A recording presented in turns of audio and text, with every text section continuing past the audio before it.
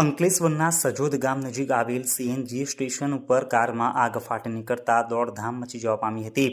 અંકલેશ્વરથી સુરતને જોડતા state highway ઉપર સજોદ ગામ નજીક સીએનજી સ્ટેશન આવેલું છે, જ્યાં ગતરોજ મોડી રાત્રિના સમયે કારમાં આગ ફાટી નીકળી હતી।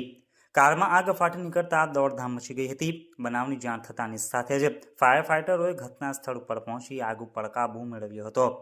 ભરૂચના ઝઘડિયાના ગોવાલી ગામનો પરિવાર સજોદ ગામે લગ્ન પ્રસંગમાં ગયો હતો અને તેઓ સ્ટેશન ઉપર સીએનજી રિફિલ કરાવવા જતા સમયે આગ ફાટી નીકળી હતી। જોકે સીએનજી સ્ટેશન ઉપર ફાયર સેફટીના સાધનોનો અભાવ હોય સમગ્ર કાર આગમાં બળીને ખાક થઈ ગઈ હતી।